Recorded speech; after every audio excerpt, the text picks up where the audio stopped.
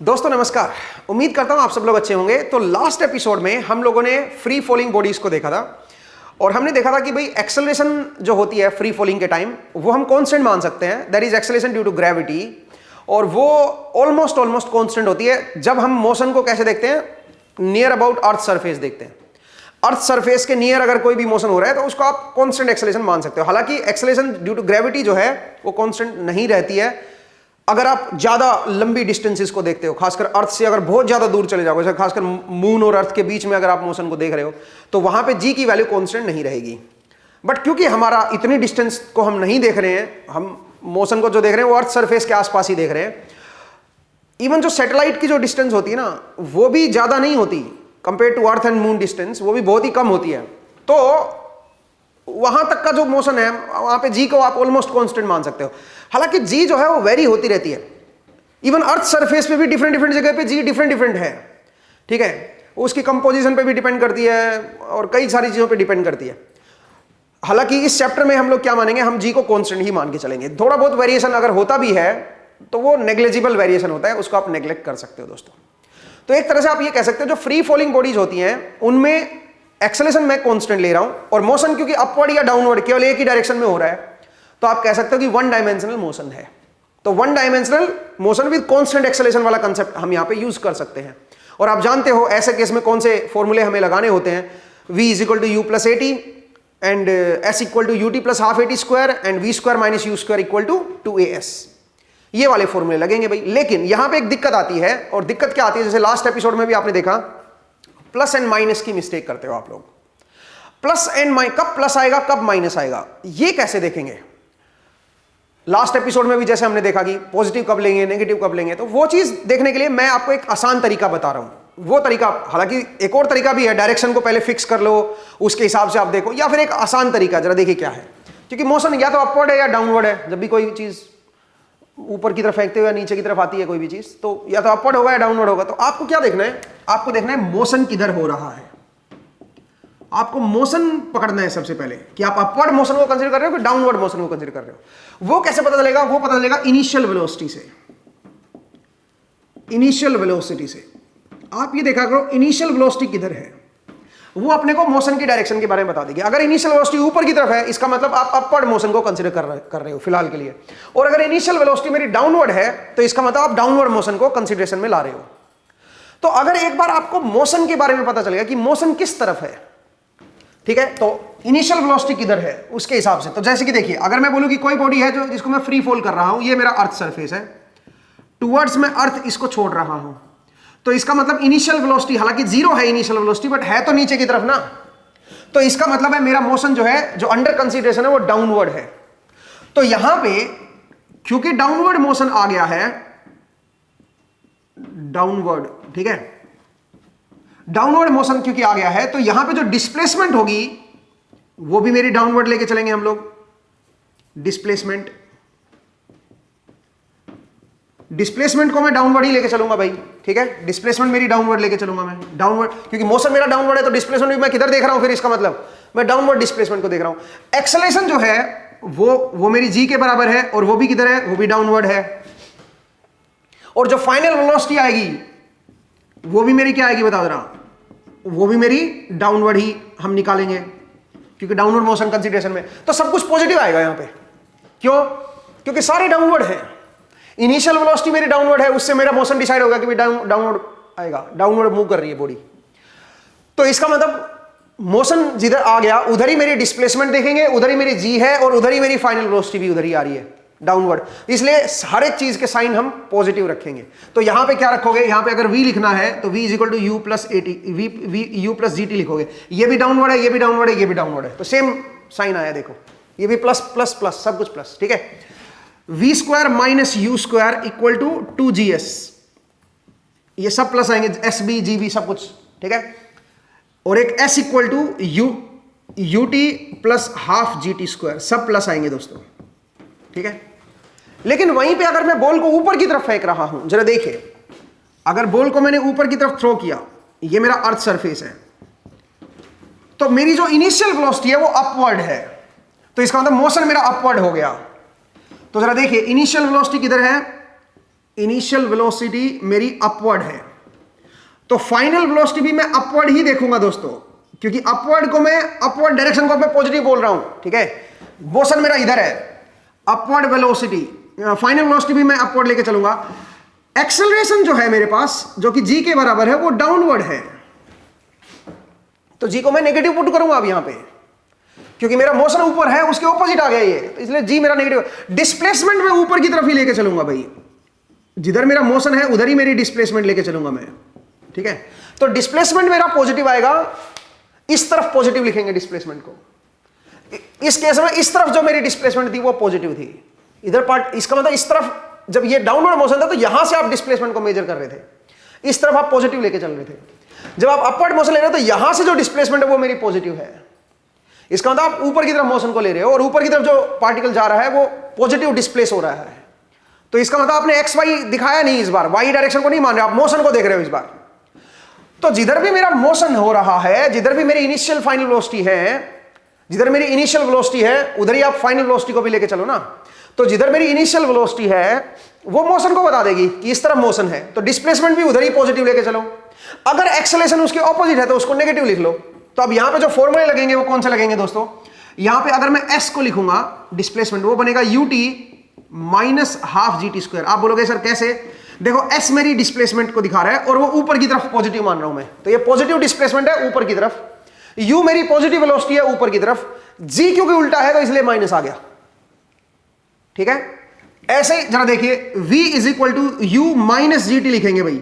v क्या है? मेरी फाइनल वेलोसिटी है ऊपर की तरफ, u मेरी इनिशियल वेलोसिटी है ऊपर की तरफ, तो सब पॉजिटिव आएंगे, अपवर्ड मोशन है सारा। लेकिन g मेरा डाउनवर्ड आ गया, डाउनवर्ड आ गया तो उसके जो मोशन है उसके ऑपोजिट आ गया, ऑपोजिट आ गया तो माइनस लिखोगे यहां पे। ऐसे ही फिर आइए v square minus u square equal to minus 2gs लिखोगे यहां पे। माइनस 2gs क्यों लिखोगे भाई? v मेरी फाइनल वेलोसिटी है अपवर्ड डायरेक्शन में, u मेरी फाइनल वेलोसिटी है अपवर्ड डायरेक्शन में, तो ये सब पॉजिटिव है क्योंकि अपवर्ड मोशन को ही हमने कंसीडर किया हुआ है यहां पे। तो जो मेरा मोशन कंसीडर्ड है उसको मैं पॉजिटिव डायरेक्शन मानूंगा, मोशन को मैं पॉजिटिव लेके चलूंगा। तो अपवर्ड मोशन है तो उसको तरफ जो भी उसकी तरफ ओरिएंटेड है उन सबको प्लस ले लो, तो v भी मेरा प्लस आएगा, u भी मेरा प्लस आएगा, g मेरा माइनस आएगा। क्यों आएगा g माइनस? क्योंकि g उल्टी डायरेक्शन में है। s मेरा डिस्प्लेसमेंट को दिखाएगा अपवर्ड डायरेक्शन में, उसको मैं पॉजिटिव लेके चलूंगा। समझ आया अभी? तो अब ध्यान दीजिए प्लस माइनस का क्या झंझट है, कैसे आप प्लस लोगे, कैसे आप माइनस लोगे। मोशन की अगर ऑपोजिट है एक्सेलरेशन तो माइनस ले लो, सिंपल। मोशन देखा करो इनिशियल वेलोसिटी से, इनिशियल वेलोसिटी किधर है, उससे आपको मोशन के बारे में पता चल जाएगा। तो आपको ये टेंशन लेने की जरूरत नहीं है। एक और तरीका भी है कि आप पहले रेफरेंस डायरेक्शन को दिखा दो, आई कैप जे कैप, उनको सबको दिखा दो और उसके रेस्पेक्ट में बाकी चीजों को देखो कि क्या वो पॉजिटिव है कि वो नेगेटिव है, क्या आएगा। ऐसे भी आप कर सकते हो, ठीक है।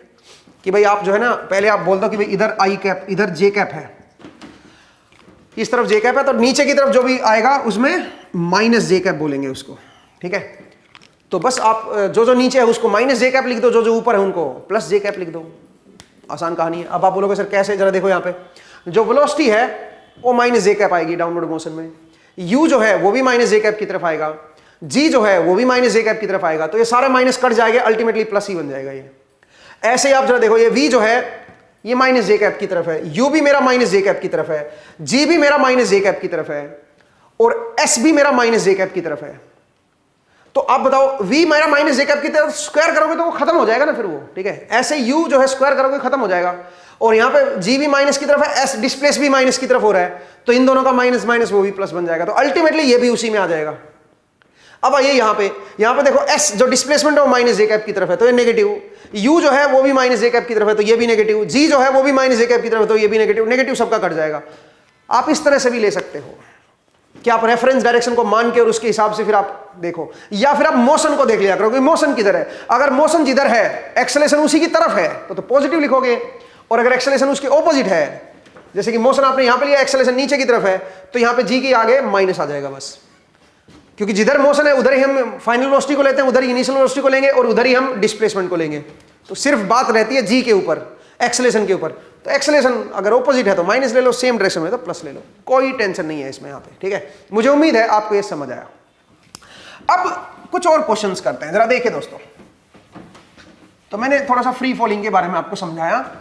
लास्ट क्लास में हमने ये भी देखा था कि भाई जब कोई बॉडी फॉल करती है, क्योंकि उसकी कांस्टेंट एक्सेलरेशन है, तो उसकी जो वेलोसिटी है वो बढ़ती चली जाती है, हर इंटरवल में वेलोसिटी बढ़ती चली जाएगी। जो वो डिस्प्लेसमेंट कवर करेगा वो ओड मल्टीपल होती चली जाएगी, मतलब 0 से 1 सेकंड में जो डिस्प्लेस हुआ है उसका ओड मल्टीपल अगले में होगा। ठीक है, जब भी कांस्टेंट एक्सेलरेशन आती है तो याद रखिएगा उसका ओड मल्टीपल अगले 1 सेकंड में, अगले एक इंटरवल में, अगले 1 सेकंड के इंटरवल में कवर करेगा, डिस्प्लेस होगा। और उससे फिर अगले 1 सेकंड में, जैसे मान लीजिए कोई बॉडी को आप छोड़ रहे हो, कांस्टेंट एक्सेलरेशन से आ रही है, तो पहले 1 सेकंड में अगर h वो डिस्प्लेस हुआ है तो अगले 1 सेकंड में 3h होगी, फिर अगले 1 सेकंड में 5h होगी, उसकी वेलोसिटी बढ़ती जा रही है। ठीक है, ये भी आप थोड़ा सा ध्यान रखिएगा, जो हमने वो देखा था उसके ऊपर हम आगे चल के एक्सपेरिमेंट भी करेंगे। ठीक है, नेक्स्ट जरा देखिए, आगे चलते हैं, एक और स्टेप चलते हैं। अगर कोई कांस्टेंट एक्सेलरेशन है, अगर कोई बॉडी है जो कांस्टेंट एक्सेलरेशन से मूव कर रही है, कांस्टेंट एक्सेलरेशन से आपकी बॉडी मूव कर रही है, तो अगर एक्सेलरेशन मेरी कांस्टेंट है तो एवरेज वेलोसिटी क्या होगी? ये बड़ा इंटरेस्टिंग है। अगर एक्सेलरेशन मेरी कांस्टेंट है तो एक्सेलरेशन को चलिए मैं a नोट से मान लेता हूं, तो आप बताओगे v जो आएगी वो क्या आएगी? इनिशियल वेलोसिटी मान लीजिए मेरी 0 है, v plus a naught t v is equal to u plus a naught t लिख सकता हूं। अगर एक्सेलरेशन मेरी कांस्टेंट है और मैं मान लेता हूं कि इनिशियल वेलोसिटी क्या है मेरी? 0 है। अगर मैं मान लूं कि भाई मेरी इनिशियल वेलोसिटी जो है 0 है, तो फाइनल वेलोसिटी जो आएगी वो यही तो आएगी, v is equal to u plus at, यही तो आएगी भाई। 1 डायमेंशन मोशन ले रहा हूं, चलो 1 मिनट के लिए, आई कैप की तरफ मूव हो रहा है, तो ये मेरी फाइनल वेलोसिटी आ जाएगी। अगर मैं इसको प्लॉट करूंगा दोस्तों, तो वेलोसिटी जो आएगी, जो टाइम के साथ चेंज होगी, वो लीनियरली चेंज होगी। अगर एक्सेलरेशन मेरी कांस्टेंट है तो वेलोसिटी मेरी लीनियरली चेंज होगी। ठीक है, अब मुद्दा यह है कि अगर मैं कोई 2 इंस्टेंट ले लूं, एक t1 ले लूं और एक t2 ले लूं, और इनके बीच में एवरेज वेलोसिटी को निकालूं, तो वो एवरेज वेलोसिटी क्या आएगी? कोई भी 2 इंस्टेंट ले लो और उनके बीच में एवरेज वेलोसिटी निकालो, क्या आएगी वो जरा देखते हैं। ठीक है, जैसे मान लीजिए मैं बोलूं कि भाई ये 1 सेकंड है, ये 2 सेकंड है, ये 3 सेकंड है, चलो ऐसे मान लो 1 2 3, तो 1 और 3 के बीच मुझे एवरेज वेलोसिटी निकालनी है, तो वो देखते हैं। सबसे पहले 1 पे इंस्टेंटेनियस वेलोसिटी बताइए। इंस्टेंटेनियस वेलोसिटी जो आएगी वो आएगी a नॉट, और 3 पे जो इंस्टेंटेनियस वेलोसिटी आएगी वो आएगी 3a नॉट। मुझे चाहिए एवरेज वेलोसिटी, तो एवरेज वेलोसिटी कैसे देखें वो जरा देखते हैं। एवरेज वेलोसिटी क्या होती है दोस्तों? वो होती है change in displacement divide by change in time. Average velocity is equal to average velocity, अगर कांस्टेंट एक्सेलरेशन है तो that is change in displacement, change in position, माफ कीजिएगा, change in position, change in position divide by change in time, change in time, ये होता है मेरा average velocity का एक्सप्रेशन। सही बात है भाई। अब मुझे क्या करना है? मुझे पोजीशन निकालनी है भाई, और मुझे देखना है कि 1 सेकंड पे क्या पोजीशन थी और 3 सेकंड पे क्या पोजीशन थी, मुझे ये देखना है। तो मैं एक काम करता हूं, मैं पोजीशन का ग्राफ भी बना लेता हूं। ठीक है भाई, पोजीशन को मैं st से दिखा रहा हूं। अगर आपको vt पता है तो पोजीशन कैसे निकालोगे? इनिशियल पोजीशन को मान लो 0 पे है, ठीक है, तो पोजीशन का कैसे लिखोगे बताओ? Position st is equal to initial position plus 0 से लेके t तक, और यहां पे क्या कर दो? a naught into t d t कर दो। तो इसका मतलब जो पोजीशन आएगी दोस्तों, that will be equal to a naught t square by 2, ये आ जाएगी मेरी t टाइम पे पोजीशन। अगर डिस्प्लेसमेंट निकालनी होती तो डायरेक्टली फॉर्मूला लगा देते। डिस्प्लेसमेंट निकालनी होती, डिस्प्लेसमेंट का मतलब चेंज इन पोजीशन, तो चेंज इन पोजीशन अगर डायरेक्ट देखना हो तो कैसे देखोगे? Change in position, that is known as displacement. Displacement अगर ये देखना है तो ये कैसे देखोगे? डिस्प्लेसमेंट।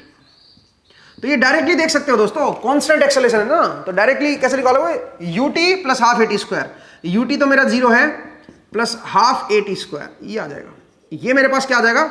चेंज इन पोजीशन आ जाएगा दोस्तों, डिस्प्लेसमेंट कह सकते हो आप। ठीक है, 0 टाइम से लेके t टाइम के बीच में अगर आपको डिस्प्लेसमेंट निकालनी है तो ये आएगी। पोजीशन भी यही आ रही है। पोजीशन क्या होती है? Initial position plus vt dt।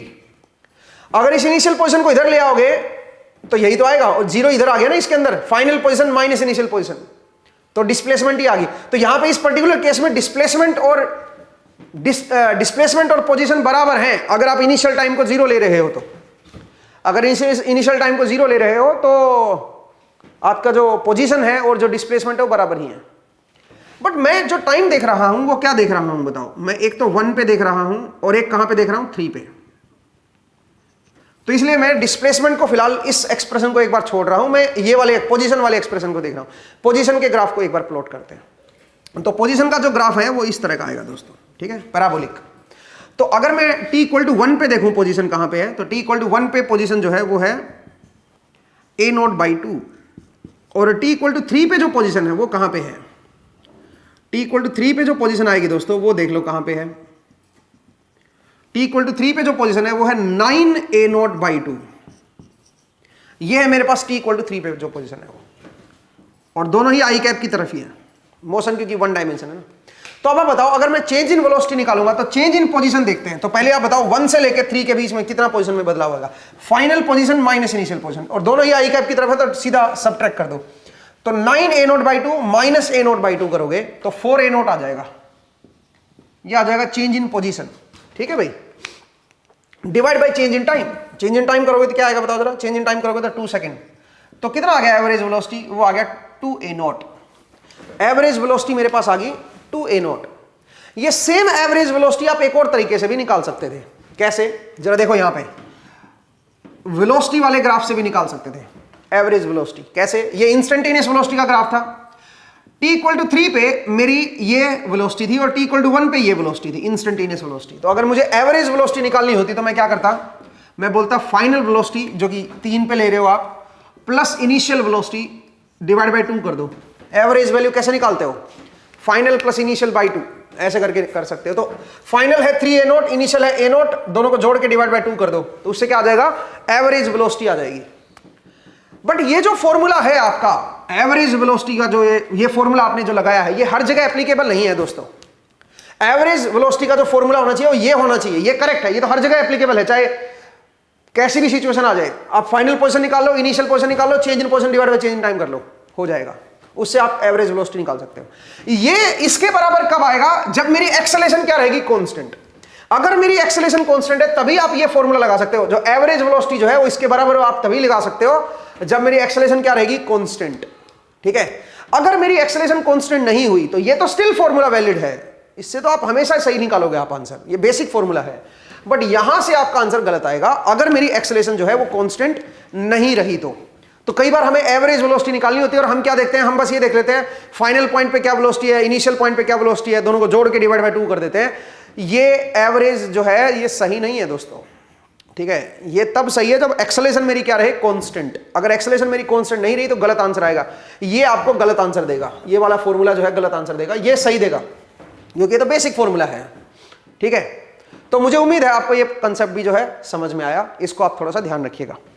एक और चीज मैं बता रहा हूं आपको, जरा देखिए दोस्तों। तो चलिए दोस्तों एक और क्वेश्चन करते हैं। क्वेश्चन बहुत अच्छा है और ये क्वेश्चन आपकी जो रेफरेंस बुक है रास्निक हॉलिडे उसका क्वेश्चन है, अनसोल्ड क्वेश्चन है बेसिकली, लेकिन ये क्वेश्चन बहुत अच्छा है। ये कह रहा है कि एक पार्टिकल है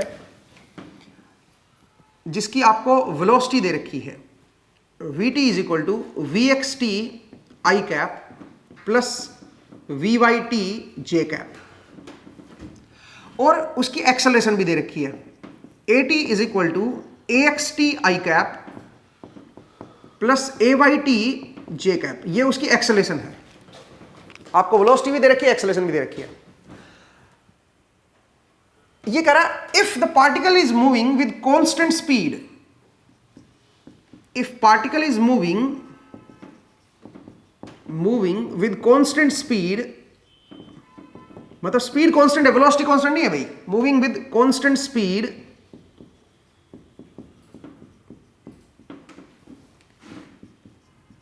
then vx into ax plus vy into ay has to be 0। ये कह रहा है अगर वो कांस्टेंट स्पीड से मूव कर रहा है तो ये कंडीशन ट्रू होगी। आपको प्रूव करना है, आपको बताना है। प्रूफ ही इंपॉर्टेंट नहीं है, ये स्टेटमेंट अपने आप में काफी इंपॉर्टेंट है। अगर आपको कोई वेलोसिटी दे रखी है और अगर आपको कोई एक्सेलरेशन दे रखी है और आपको ये पता करना हो कि बताओ जो पार्टिकल है उसकी स्पीड कांस्टेंट है कि नहीं है, तो या तो आप क्या करो, इसका मैग्नीट्यूड लेके स्पीड निकाल लो, देख लो कि वो कांस्टेंट है कि नहीं है, या फिर क्या करो, या फिर आप ये देखो, यहां से भी आप देख सकते हो कि स्पीड मेरी कांस्टेंट है या नहीं है, उससे भी चेक कर सकते हो। मतलब आपको ये पता होना चाहिए। अब आप बोलोगे सर इससे कैसे चेक करेंगे, ये मतलब कैसे प्रूव करेंगे इसको कि भाई अगर ये प्रोडक्ट जीरो आ गया तो मेरी जो स्पीड है वो पार्टिकल की कांस्टेंट, स्पीड वेलोसिटी नहीं। तो कैसे देखोगे दोस्तों, उसको देखने का बड़ा आसान तरीका है। अगर मैं इस एक्सप्रेशन पे ध्यान दूं, मैं मान लेता हूं कि ये कांस्टेंट नहीं है, एक मिनट के लिए मुझे ये एक्सप्रेशन निकालना है सबसे पहले, तो मैं इस एक्सप्रेशन को ऐसे लिख सकता हूं, vxt और ax की जगह पे d by D T of vxt लिख दूं, प्लस यहां पे क्या लिख रहा हूं बताओ, vyt, और एक्सेलरेशन की जगह पे d by D T of vyt लिख दूं। भाई बोलिए, इस आगे वाले को जो लेफ्ट हैंड साइड है उसको ऐसे लिख सकता हूं, कोई ऐतराज तो नहीं किसी को। अब जरा देखिए जो डेरिवेटिव है, क्या मैं इसको ऐसे नहीं लिख सकता, d by D T of vxt का स्क्वायर। आप बोलोगे नहीं सर ऐसे नहीं लिख सकते हो, क्योंकि इसकी वैल्यू को जब आप स्क्वायर को डेरिवेटिव लोगे तो क्या बनेगा, 2 times of vxt into dvxt, ये बनेगा 2 टाइम्स बनेगा इसका। तो एक काम करता हूं मैं 1/2 भी लिख देता हूं।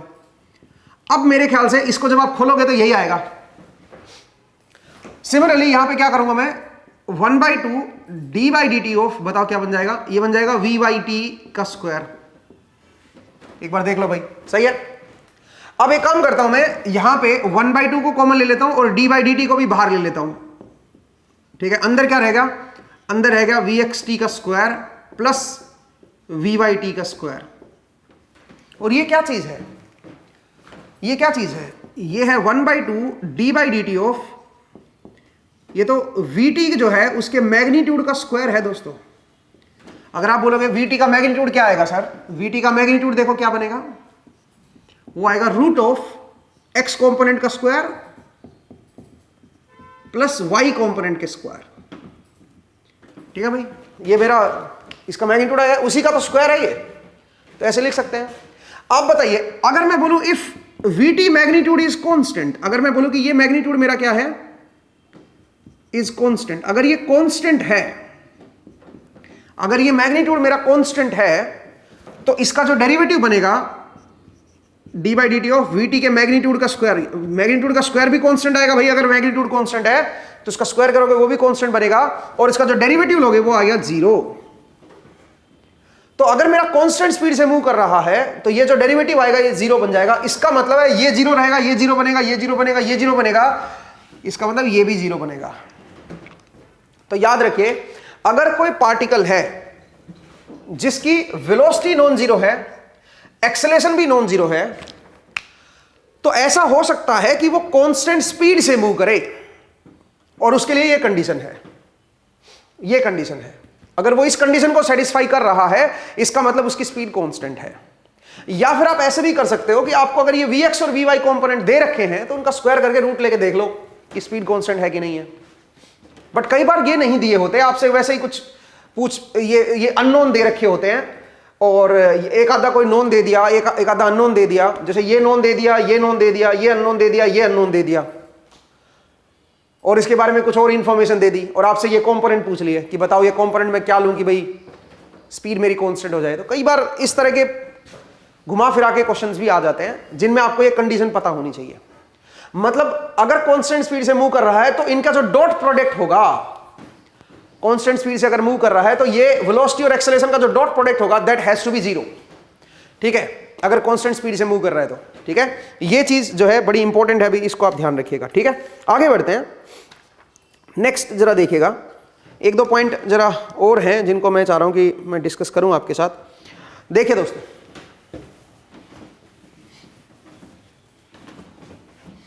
तो हम फ्री फॉलिंग बॉडीज को देख रहे थे, फ्री फॉलिंग बॉडीज में हम लोग चीज़ों को पढ़ रहे थे, तो उसी की कंटिन्यूटी में रहते हैं और एक दो क्वेश्चन को और सोल्व करते हैं। जरा देखिए, मान लीजिए कि मेरे पास जो है वो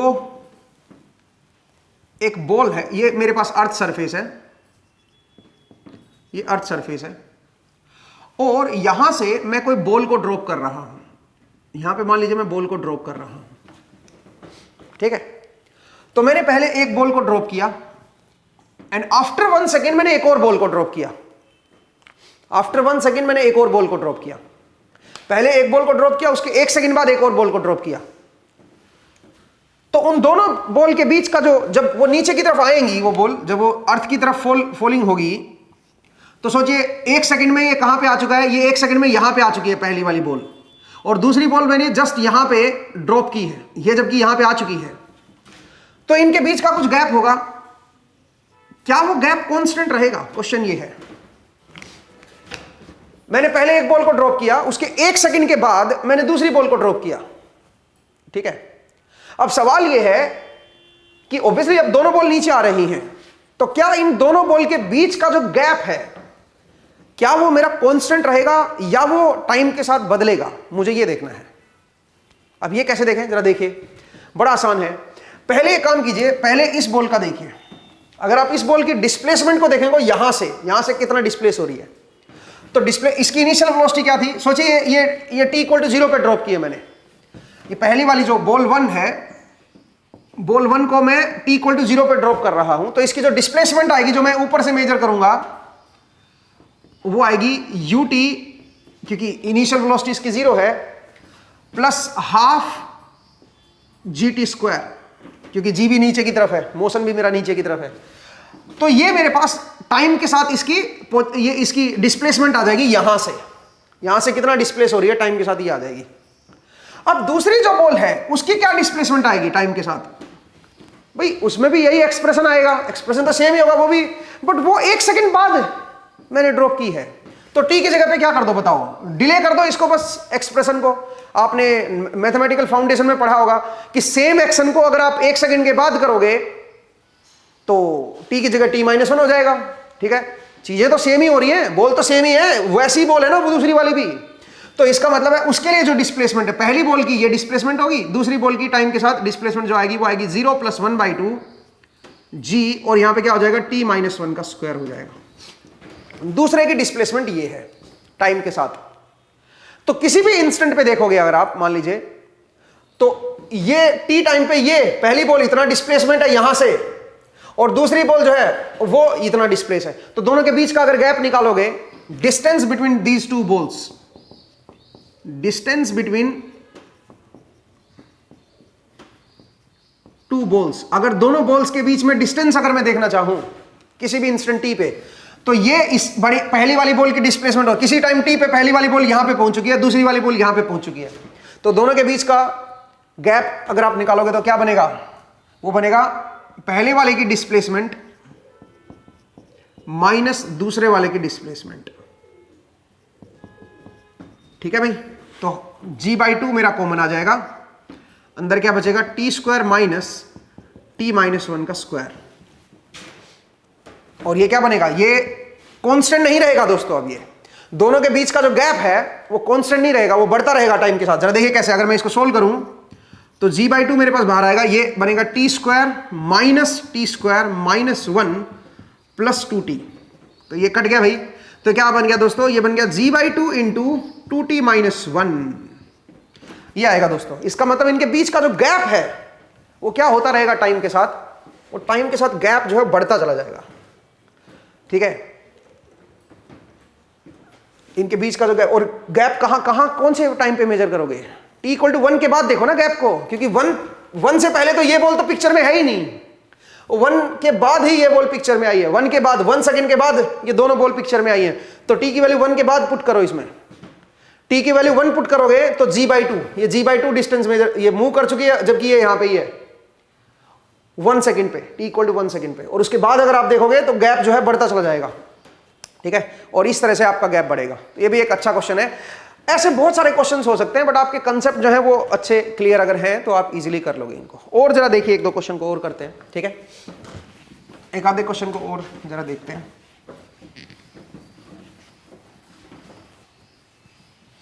देखिए दोस्तों, अगर मैं आपसे ये बोलूं कि भाई मेरे पास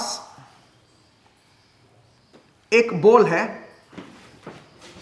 और इस बॉल को मैं हॉरिजॉन्टल थ्रो कर रहा हूं, मैं इस बॉल को हॉरिजॉन्टल थ्रो कर रहा हूं, और हॉरिजॉन्टल थ्रो कर रहा हूं 5 मीटर पर सेकंड से, ठीक है।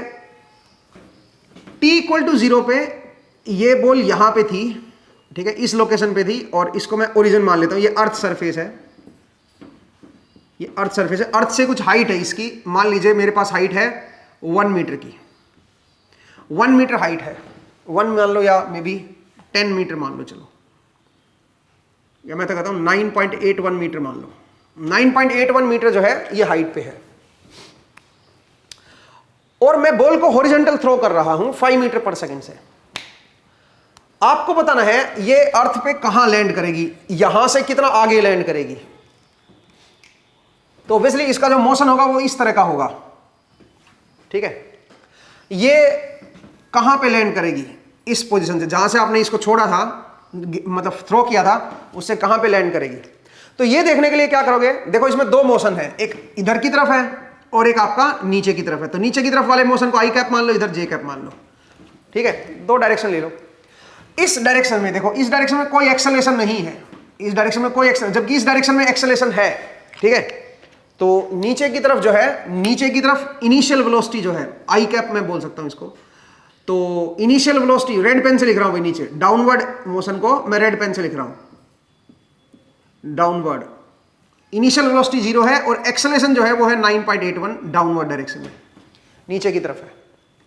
और डिस्प्लेस कितना है, जब ये यहां से यहां पे पहुंचेगा ऑब्वियसली, क्योंकि देखो ना ये नीचे भी आ रहा है और आगे भी जा रहा है, तो हर इंस्टेंट पे इसके पास दो कंपोनेंट होंगे वेलोसिटी के, एक इधर वाला और एक इधर वाला। जो रिजल्टेंट वेलोसिटी होगी वो इसकी ट्रेजेक्टरी के क्या आएगी बताओ, परपेंडिकुलर, सॉरी ट्रेजेक्टरी के टेंजेंशियल आएगी। यहां पे एक कंपोनेंट इधर होगा, एक कंपोनेंट इधर होगा, ठीक है। तो वेलोसिटी जो होगी वो क्या आएगी बताओ जरा, वो आपकी टेंजेंशियल आएगी इसके ट्रेजेक्टरी के। वेलोसिटी हमेशा पाथ के टेंजेंशियल होती है, याद रखिएगा, ठीक है। तो अब अगर मैं यहां पे देखना चाहूं तो क्या होगा दोस्तों, दो मोशन है, दोनों को इंडिपेंडेंटली आप देख सकते हो, एक डाउनवर्ड है और एक इधर है। इधर वाले में एक्सेलरेशन जो है वो 0 है दोस्तों, इसको मैं हॉरिजॉन्टल वाले को ब्लैक पेन से लिख रहा हूं, वर्टिकल वाले को रेड पेन से लिख रहा हूं। तो सबसे पहले हॉरिजॉन्टल वाला देखिए, जो हॉरिजॉन्टल की जो वेलोसिटी है, हॉरिजॉन्टल डायरेक्शन में जो वेलोसिटी है वो हर जगह क्या रहेगी दोस्तों, हर जगह कांस्टेंट रहेगी, क्योंकि एक्सेलरेट ही नहीं हो रहा इधर। तो इसका मतलब है वीजे जो रहेगा वो ऑलवेज क्या रहेगा, वी वाई बोल दो आप इसको, जे मतलब वाई, वी वाई जो रहेगा वो ऑलवेज 5 मीटर पर सेकंड से रहेगा, क्योंकि एक्सेलरेशन ही नहीं है इधर, एक्सेलरेशन मेरी कांस्टेंट है और 0 पे है। तो इसका मतलब ये वाला जो कंपोनेंट है वेलोसिटी का ये 5 रहेगा। इसका मतलब चाहे आप यहां पे देखो, जो पार्टिकल यहां पे था 5 था, जब आप पार्टिकल को यहां पे देखोगे तब भी इसकी ये वाला जो कंपोनेंट है वेलोसिटी का 5 रहेगा, यहां पे देखोगे ये वाला कंपोनेंट 5 रहेगा, ठीक है। और यहां पे देखोगे बॉल को तो ये वाला जो कंपोनेंट है ये भी 5 ही रहेगा, ठीक है। हर जगह कंपोनेंट ये 5 रहेगा। ये लेंथ जो है ये एरो की, ये मैं कांस्टेंट रख रहा हूं भाई हर जगह। इवन जब ये लैंड करेगा बॉल अर्थ से जस्ट पहले उसके, वो 5 ही रहेगा, ठीक है। 5 मीटर पर सेकंड होगा जस्ट पहले, हिट करने से जस्ट पहले। अब आइए डाउनवर्ड कंपोनेंट को। डाउनवर्ड कंपोनेंट यहां पे था ही नहीं, ठीक है। इसको मुझे ब्लैक पेन से दिखाना चाहिए था हॉरिजॉन्टल कंपोनेंट को ना, तो मैं ब्लैक पेन से दिखा देता हूं, ठीक है, क्योंकि हॉरिजॉन्टल मोशन को मैं ब्लैक पेन से लिख रहा हूं, ठीक है ना। अब आइए वर्टिकल मोशन को। वर्टिकल में अगर आप देखोगे तो जितना आप टाइम के साथ नीचे गिरते चले जाओगे, बॉल नीचे आती जाएगी, उसकी वेलोसिटी जो है वो बढ़ती चली जाएगी। हॉरिजॉन्टल कंपोनेंट में तो आपकी एक्सेलरेशन थी ही नहीं, उसको इंडिपेंडेंटली आप चेक करो, ऐसे ही फिर वर्टिकल को इंडिपेंडेंटली चेक करो। तो वर्टिकल में देखिए, अगर मैं बोलूं वर्टिकल में इनिशियल वेलोसिटी है 0 और एक्सेलरेशन कितनी है मेरी 9.81, और जो डिस्प्लेस होना है यहां से यहां तक, जब ये बॉल यहां से यहां पे लैंड करेगी तो अल्टीमेटली आई डायरेक्शन में कितना डिस्प्लेस हुई है, डाउनवर्ड कितना डिस्प्लेस हुई है, वो है 9.81 मीटर। तो इसका मतलब जो डिस्प्लेसमेंट है 9.81 metre, that has to be equal to ut plus half gt square, 9.81 into t square. तो ये कट गए यहां से, तो t की वैल्यू क्या आ जाएगी, √2 सेकेंड। और प्लस क्यों लिखा है ध्यान दीजिएगा, क्योंकि मेरी एक्सेलरेशन भी डाउनवर्ड है, मोशन भी डाउनवर्ड है, तो प्लस लिखेंगे, ठीक है। और ये मेरी डिस्प्लेसमेंट है, तो यहां से यहां तक की जो डिस्प्लेसमेंट है डाउनवर्ड डायरेक्शन में वो है 9.81 की। तो 9.81 इज, तो t की वैल्यू आ गई √2। इसका मतलब √2 सेकंड में ये कितना डिस्प्लेस हो जाएगा डाउनवर्ड, 9.81। इसका मतलब यहां पे पहुंच जाएगा, और यहां पे अगर आप इसकी डिस्प्लेसमेंट देखोगे डाउनवर्ड डायरेक्शन में वो कितनी है 9.81, ठीक है। डाउनवर्ड डायरेक्शन में देख रहे हो आप ऐसे डिस्प्लेसमेंट नहीं देख रहे हो, ये डिस्प्लेसमेंट अलग चीज है भाई, ये अलग चीज है। ये तो दोनों हॉरिजॉन्टल में भी होगी और वर्टिकल में भी होगी ना, हॉरिजॉन्टल में भी डिस्प्लेस होगी और डाउनवर्ड डायरेक्शन में भी डिस्प्लेस हो गया। तो ये तो नेट डिस्प्लेसमेंट है, ये तो नेट है पूरी डिस्प्लेसमेंट, पार्टिकल की डिस्प्लेसमेंट है। मैं सिर्फ डिस्प्लेसमेंट कौन सी डायरेक्शन में देख रहा हूं, क्योंकि मैं कौन से मोशन को कंसीडर कर रहा हूं, मैं वर्टिकल मोशन को कंसीडर कर रहा हूं, डाउनवर्ड मोशन को कंसीडर कर रहा हूं। तो मेरी जो डिस्प्लेसमेंट होनी चाहिए वो भी मेरी डाउनवर्ड डायरेक्शन में मैं देख रहा हूं। तो डाउनवर्ड डायरेक्शन में जो डिस्प्लेसमेंट है वो है 9.81 मीटर डाउनवर्ड डायरेक्शन डिस्प्लेसमेंट है, और जो एक्सेलरेशन है वो कांस्टेंट है। तो कितना टाइम लगेगा इसको डाउनवर्ड नीचे इस लेवल से इस लेवल पे आने में, जो डाउनवर्ड 9.81 मीटर आने में इसको जो समय लगेगा वो √2 सेकंड लगेगा। ठीक है, तो इसका मतलब है ये जो डिस्प्लेसमेंट है ये है मेरी 9.81, और कितने टाइम में यहां पे पहुंचा है, √2 सेकंड में, t = √2 में, √2 में डाउनवर्ड डिस्प्लेसमेंट 9.81। हॉरिजॉन्टल डिस्प्लेसमेंट कितनी है, हॉरिजॉन्टल डिस्प्लेसमेंट जो ये वाली है ये है 5 × √2, क्योंकि ये तो कांस्टेंट है ना भाई स्पीड वेलोसिटी इसकी। तो बताओ ये जो हॉरिजॉन्टल डिस्प्लेसमेंट है ये कितनी है, 5 √2 मीटर, और वर्टिकल डिस्प्लेसमेंट कितनी है, 9.81। तो आप क्या कर सकते हो, आप नेट डिस्प्लेसमेंट निकाल सकते हो पार्टिकल की, कि नेट पार्टिकल कितना डिस्प्लेस हुआ है इनिशियल पोजीशन से फाइनल पोजीशन के बीच में। दूसरी बात ये कि अगर मैं वेलोसिटी दिखाऊं, वर्टिकल वेलोसिटी, वर्टिकल जो वेलोसिटी आएगी, डाउनवर्ड वेलोसिटी माफ कीजिएगा, डाउनवर्ड वेलोसिटी जो आएगी वो आएगी ut + 9.81 × t। इसका मतलब ये जो वेलोसिटी है डाउनवर्ड वाली, ये टाइम के साथ बढ़ती जा रही है भाई। यहां पे 0 थी, t = 0 पे 0 थी, जैसे जैसे अगले अगले टाइम पे जाओगे वैसे वैसे क्या होती जाएगी, वेलोसिटी जो है ये बढ़ती जाएगी। तो देखो एरो की डायरेक्शन को मैं बढ़ाते जा रहा हूं दोस्तों, ठीक है, एरो की डायरेक्शन को बढ़ाते जा रहा हूं। तो होगा ये कि भाई मेरा जो वर्टिकल कंपोनेंट, जो डाउनवर्ड कंपोनेंट है वेलोसिटी का, वो बढ़ते जा रहा है टाइम के साथ, वो टाइम के साथ बढ़ते जाएगा, और जो हॉरिजॉन्टल कंपोनेंट है वो क्या रहेगा भाई, वो मेरा कांस्टेंट रहेगा। तो जो रिजल्टेंट वेलोसिटी आएगी, रिजल्टेंट वेलोसिटी जो आएगी वो हमेशा इस पाथ की क्या आएगी, टेंजेंशियल। यहां पे देखो रिजल्टेंट इधर ही आएगी, यहां पे रिजल्टेंट इधर आएगा, इधर आएगा रिजल्टेंट, दोनों का दो वेक्टर आ गए ना, इन दोनों का रिजल्टेंट वेक्टर निकालोगे ना, ऐड करोगे तो ये मेरा क्या बन जाएगा बताओ, ये हमेशा इस पाथ के टेंजेंशियल बनेगा दोस्तों, सही है, हमेशा इस पाथ के टेंजेंशियल बनेगा। जो वेलोसिटी आएगी रिजल्टेंट वो पाथ के ट्रेजेक्टरी के टेंजेंशियल रहेगी। ठीक है, ये आप ध्यान रखिएगा। और ये वाला कंपोनेंट मेरा कांस्टेंट रहेगा, ये वाला कंपोनेंट बढ़ता चला जाएगा। तो हिट करने से जस्ट पहले ये 5 ही रहेगा, और ये वाला जो कंपोनेंट है ये 9.81 √2 हो जाएगा।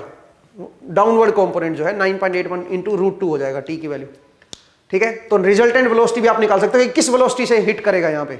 तो रिजल्टेंट वेलोसिटी जिससे हिट करेगा अर्थ को वो क्या होगा, रिजल्टेंट वेलोसिटी जो आएगी, रिजल्टेंट वेलोसिटी वो जो आएगी वो क्या आएगी दोस्तों, हॉरिजॉन्टल वेलोसिटी का स्क्वायर प्लस डाउनवर्ड वेलोसिटी का, दोनों 90 डिग्री पे ना, तो दोनों का रिजल्टेंट निकालो।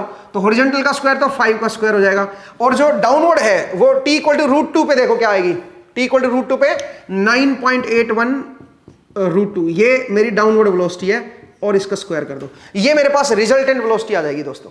इवन आप रिजल्टेंट वेलोसिटी का एंगल भी देख सकते हो कि कितने एंगल पे आएगी, वो ये एंगल निकाल सकते हो, वर्टिकल से कितना एंगल बनाएगी। पाइथागोरस थ्योरम लगा दो ना, वर्टिकल कंपोनेंट पता है आपको, ये डाउनवर्ड कंपोनेंट पता है, हॉरिजॉन्टल कंपोनेंट पता है, तो ये बीच का थीटा निकाल सकते हो आप। ठीक है, tan थीटा निकाल के और आप कर सकते हो कि कितने एंगल पे बॉल टकराएगी। ऐसे वर्टिकल थोड़ी ना टकराएगी, थोड़े तिरछे एंगल पे टकराएगी ऐसे, तो वो एंगल भी आप कैलकुलेट कर सकते हो, और ये भी बता सकते हो कि किस वेलोसिटी से टकराएगी और कितने सेकंड के बाद टकराएगी। ये सारी कैलकुलेशन जो है वो आप यहां से कर सकते हो। ये एक अच्छा क्वेश्चन था दोस्तों। ठीक है, मुझे उम्मीद है आपको ये समझ आया। अब जरा सोचिए, आप का फ्रेंड यहां पे है और आप यहां पे हो, आप यहां पे खड़े हो, आपका फ्रेंड है यहां पे जो बॉल को 5 मीटर पर सेकंड से दौड़ रहा है, वो फेंक रहा है इधर, और आप यहां पे हो और आपको ये बॉल कैच करनी है, तो आपको हॉरिजॉन्टली दौड़ना पड़ेगा, तभी तो आप कैच कर पाओगे। अगर मैं आपसे पूछूं बताओ किस वेलोसिटी से हॉरिजॉन्टली आपको दौड़ना पड़ेगा सो दैट आप इस बॉल को कैच कर सको। ऑब्वियसली जिस वेलोसिटी से हॉरिजॉन्टल आगे मूव कर रही है उसी वेलोसिटी से आपको भी मूव करना पड़ेगा, सो दैट आपको हमेशा ये बॉल कैसे नजर आए, आपके ऊपर नजर आए। जब ये बॉल यहां पे पहुंची है तो आप यहां पे पहुंचने चाहिए, जब ये बॉल यहां पे पहुंची है तो आप यहां पे पहुंचने चाहिए, और जब ये बॉल यहां पे पहुंची तो आप भी यहीं पे पहुंचने चाहिए। इसका मतलब तभी तो कैच कर पाओगे ना आप, बिल्कुल इसके बिल्कुल सामने रहो, आप बिल्कुल सामने रहो इसके, तभी तो आप सही जगह पे आपके बॉल आपके हाथ में आएगी। इसका मतलब जो हॉरिजॉन्टल स्पीड इस बॉल की है वही हॉरिजॉन्टल स्पीड आपकी भी होनी चाहिए, तभी आप इसको कैच कर पाओगे। तो आपकी स्पीड भी क्या होनी चाहिए, 5 मीटर पर सेकेंड। आपकी स्पीड भी क्या होनी चाहिए, 5 मीटर पर सेकेंड। और आपको ये बॉल बिल्कुल आपके ऊपर नजर आएगी, आपको ऐसे मोशन नजर नहीं आएगा। ऐसा मोशन तो तब नजर आएगा जब आप यहां पे खड़े रहते हो। खड़े होके देखोगे तो आपको बिल्कुल ऐसे पैराबोलिक ये गिरते हुए नजर आएगी, यहाँ पे जो भी ये शेप है इसको ऐसे नजर आएगी। लेकिन सोचिए आप इस बॉल के साथ साथ 5 मीटर पर सेकंड से ही चल रहे हो, आप दौड़ रहे हो, तो इसका मतलब बॉल आपको हमेशा आपके ऊपर नजर आएगी। ऑलवेज आपको लगेगा मेरे ऊपर ही है बॉल, क्योंकि आप भी 5 मीटर से जा रहे हो, बॉल भी 5 मीटर से आगे सरक रही है। हॉरिजॉन्टल वेलोसिटी इसकी भी 5 है और आपकी भी 5 है, आपको हमेशा ऊपर नजर आएगी बॉल। ठीक है, तो देखो कितना इंटरेस्टिंग कंसेप्ट है ये, इसको आप ध्यान रखिएगा। इससे आप ये भी बता सकते हो कि फाइनल जो डिस्प्लेस हुई है बॉल वो कितना हुई है, यहां से कौन से टाइम पे यहां पे लैंड की है। जब ये लैंड हुई है तो फाइनल वेलोसिटी क्या थी इसकी, मतलब किस वेलोसिटी से ये टकराएगी, और जो वेलोसिटी है वो कितने एंगल पे होगी, वर्टिकल डायरेक्शन से कितने एंगल पे होगी, या हॉरिजॉन्टल के साथ इसका एंगल निकाल सकते हो रिजल्टेंट वेलोसिटी का, ये भी आप निकाल सकते हो किस एंगल पे होगी। ठीक है, अगर आपका एक और फ्रेंड दौड़ रहा है इसको कैच करने के लिए बॉल को, तो उसकी स्पीड क्या होनी चाहिए हॉरिजॉन्टल डायरेक्शन में, सो दैट बिल्कुल एग्जैक्ट जगह पे वो कैच कर सके इसको। तो आपको ये भी आप इजीली बता सकते हो आप यहां से। ठीक है, तो मुझे उम्मीद है आपको ये केस समझ आया दोस्तों। अब अगले एपिसोड में जब आपसे मुलाकात होगी तो हम 2-3 एक्सपेरिमेंट करेंगे इस पे। कौन से एक्सपेरिमेंट वो अगले एपिसोड में देखेंगे।